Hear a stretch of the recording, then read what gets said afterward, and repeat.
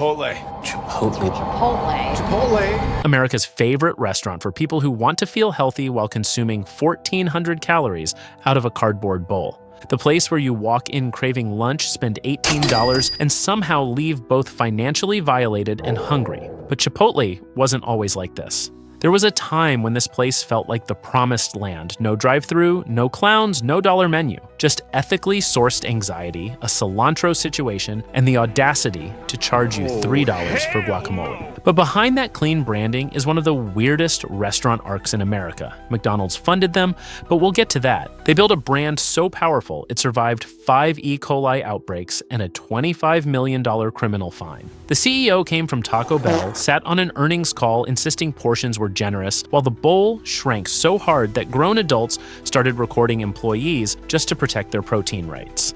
This is the story of how one accidental burrito shop became a $70 billion empire, built a religion around moral superiority, then quietly started charging luxury prices for cafeteria experience. This is CynicaLab, where we exaggerate, break down, and occasionally bully corporations for entertainment purposes.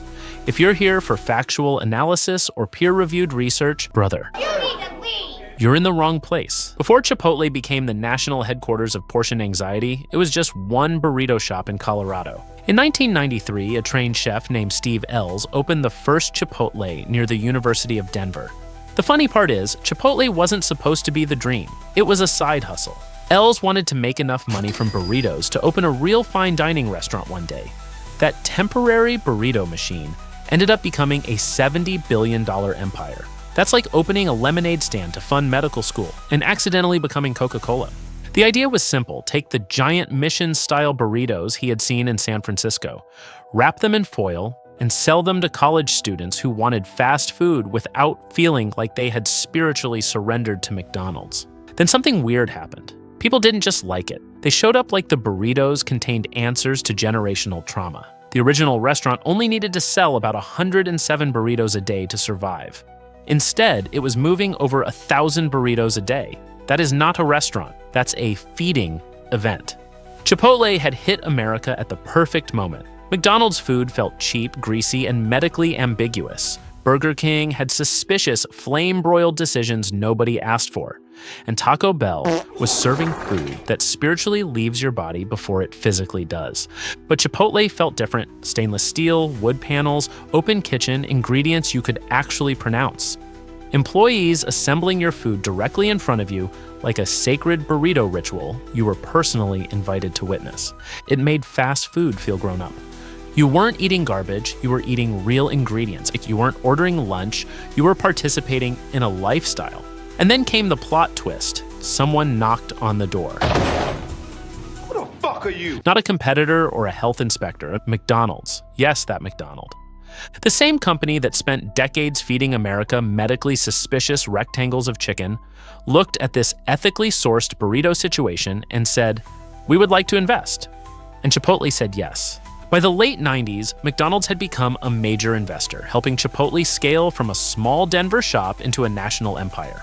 Let that sink in.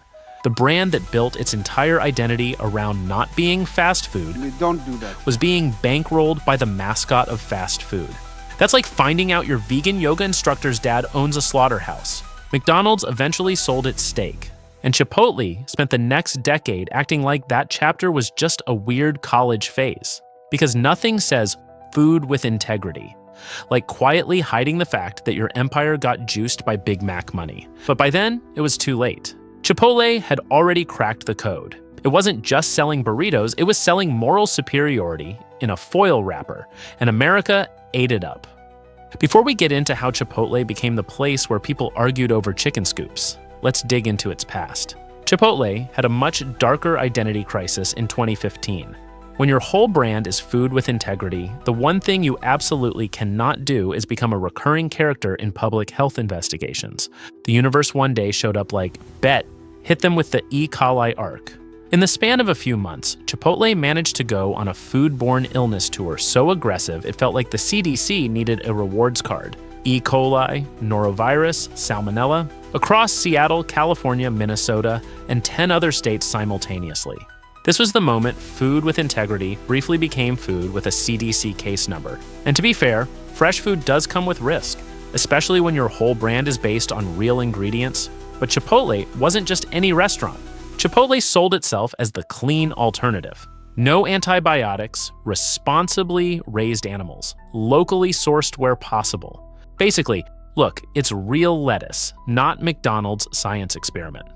However, in one particular norovirus incident, a sick employee at one location had reportedly been pressured to come in to work anyway, which is the exact kind of detail that turns a bad headline into corporate comedy. Nothing says food with integrity, like a norovirus-positive worker turning your burrito into a public health event. Suddenly, Chipotle went from trendy fast casual darling to a public health side quest. They had to pay a $25 million fine, the largest food safety fine in American history.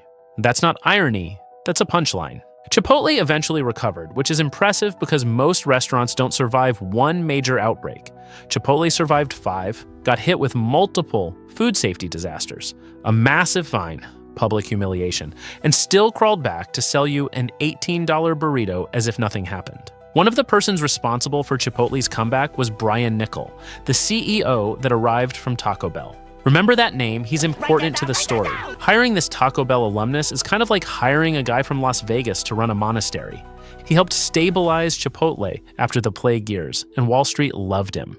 Years later, he left for Starbucks, where he immediately inherited another beloved brand with an identity crisis. So if you're keeping score, the man went from Taco Bell to Chipotle to Starbucks, collecting stressed-out customers like infinity stones. For a long time, Chipotle had one thing nobody could take away from it: portion sizes. You didn't go there because it was cheap Mexican food. You went there because for $9, somebody built you a burrito with the density of a cinder block. That thing had weight. It needed structural engineering to stay wrapped. Then somewhere between E. coli and your last visit, something changed. The bowl that used to overflow now is still the same size, but the content is mostly negative space. Your $20 lunch came with more air than meat. Of course, the rice is still there. Corporate loves a filler ingredient with good PR. But the chicken? The scoop got cautious. The steak started arriving in theory. Cheese became decorative confetti. You weren't getting a burrito bowl anymore. You were getting exactly 5 grains of rice, chicken scraps, 3 molecules of cheese, and a lecture about inflation. I know someone is already in the comments talking about actually inflation and the cost of food. Shut up, Eugene. Shut your stupid ass up. This isn't just inflation. Inflation is when things cost more because everything costs more. Then there's shrinkflation, inflation's evil twin. This is when the price of your burrito rises, while quietly replacing half the chicken with hopes and memories. Then there is skimpflation. Not only are you paying more and getting less, but you're getting less on purpose.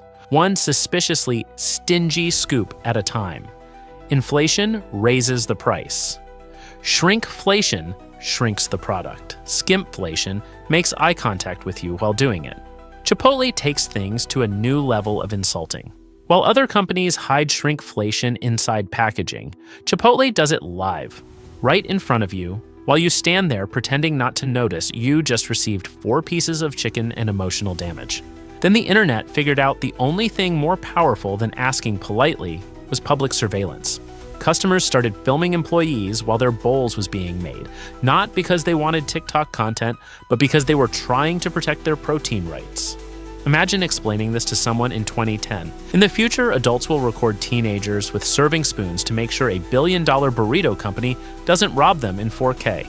At this point, Chipotle couldn't ignore it anymore. Executives started doing the corporate damage control dance, insisting portions were generous and promising consistency, which is exactly what companies say when the public catches them doing something weird, but the lawyers told them not to admit it. In fact, Brian Niccol himself ended up addressing the controversy, assuring everyone that portions were generous and that stores were supposed to be consistent, which is corporate for, please stop bringing kitchen scales to lunch. Then came the advice that made everyone more annoyed. If you want more, just ask. Why is lunch a negotiation now? I didn't walk into Chipotle to advocate for myself in front of black beans. I shouldn't have to seduce your staff with flirtatious eye contact just to receive the 4 ounces of carnitas I legally paid for. And the worst part is, the worker isn't even the villain. They're trapped between angry customers, food cost managers, and corporate executives using words like consistency. while your lunch rush becomes a psychological standoff. And then there's the guac.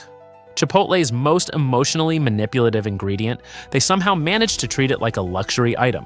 They ask, "Do you want guac?" with the same tone a dealership uses when they ask if you want the extended warranty. You already know it's extra. They know you know it's extra. But the question still hangs in the air like a financial threat.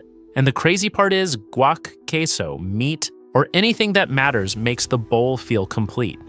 Without it, you're just eating rice, beans, and corporate disappointment. But the second you add it, your lunch crosses into maybe I should have cooked at home territory. Here's the trick. Chipotle didn't just sell guac, they turned mashed avocado into a class divider. Regular bowl if you're responsible. Guac if you've accepted that your budget was never going to survive lunch anyway. At some point, Chipotle realized that the biggest bottleneck in their business model was human friction. In person, a customer can see exactly how small the meat portions are and complain in real time.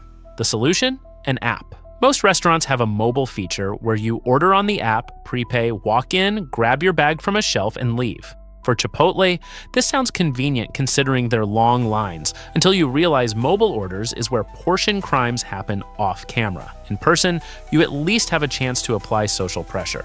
The app completely removes all accountability. You're just alone in your house staring at $8 worth of rice and 4 cubes, wondering why you trusted an app with your dinner. The worst part is that Chipotle knows digital orders are safe from confrontation. You cannot hover over the glass and say, "Hey big dog, that scoop was disrespectful," when you're already in the parking lot staring at $8 worth of white rice and 4 beef cubes. Chipotle employees were allegedly trained to give online orders smaller portions than in-store orders. Allegedly. A Wells Fargo analysis measured the bowls. Some locations were serving bowls that weighed 33% more than others. That's not innovation, that's skimpflation metrics. So is Chipotle dead? No. Chipotle didn't collapse. It didn't get canceled. It didn't even apologize. It shrank the bowl, raised the price, survived 5 outbreaks, paid a $25 million fine, and the line is still out the door. The CEO who sat on an earnings call and told shareholders your portions were too generous, he got promoted. He's now running Starbucks. So the next time your latte feels like it's missing something, that's Brian. This has been Cynical Unk, where I break down why the system isn't broken, it's working exactly as intended. Subscribe. We're only this many poor decisions away from 1 million subs. Do it now before Brian makes it a paid feature.